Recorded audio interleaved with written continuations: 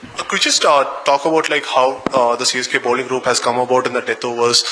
We seen a lot of them bowling this defensive line to counter the death. So could you just talk about the importance of just death over bowling as well, with defensive mindset?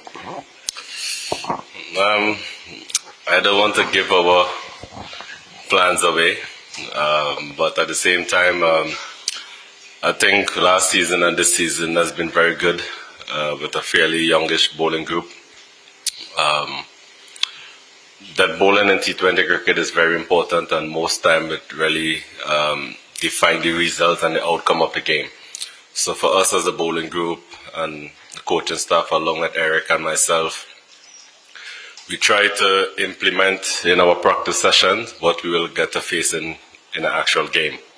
So we try to prepare the bowlers for what's expected to come, give them different scenarios, specific drills, and and just try to encourage them. For me personally, I more give them real game time experience. What was more likely to happen, how you keep your composure, and stuff. So I'm very happy with the group, and we're looking forward to continue that trend.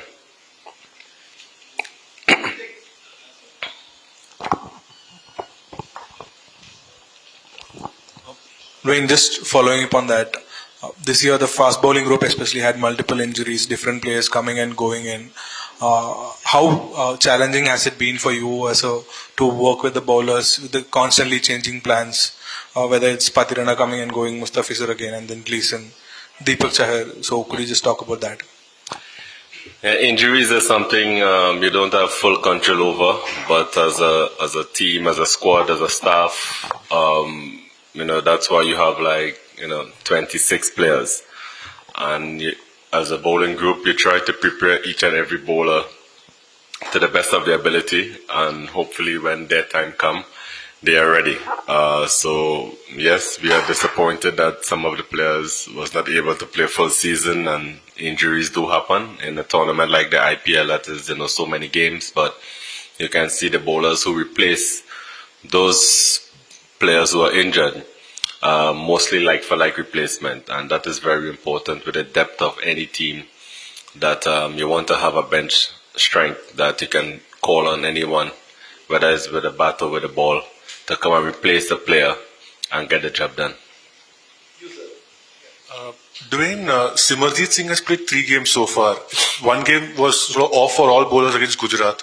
Can you tell us the work that has gone behind the scenes in keeping him ready when the need arises? Yeah, very happy for him. He's a bowler that basically bowled the fastest in our group, and I think Eric have to get a lot of credit where Simarjeet is concerned. Working with him consistently, drills after drills, and waiting for the right moment. And I think he get his chance and he grabbed it with both hands. And every team will love to have a bowler like Sima because he bowled with a lot of pace and he's very aggressive by nature. Even against our own batsmen in the nets, sometimes I get scared the way how he bowls. So very happy to see that the work that he's been putting through in the nets finally get the opportunity to play, and he's performing well. So it's good for us as a team, and we are happy. Yeah, I think tomorrow being the very important match for both for RCB as well as CSK. Again, the aggressive approach of RCB. So how is the preparation for this tomorrow's match? We prepare the same way we prepare for every team. I mean, you have to respect the opposition, and RCB, rightly so, we will respect them. But at the same time, we could only control the things we can control. We prepare well as a bowling group. We have very good plans. And tomorrow is no different. RCB have to try to beat us off our plans. And if they do that, we'll play to them. But if they don't, then next season for them.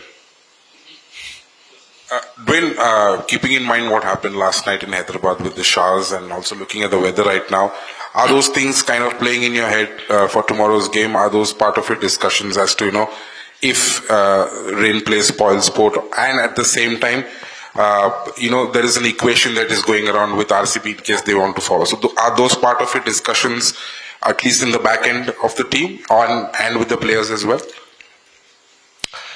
No, we meet as a bowling group and we don't meet as a team.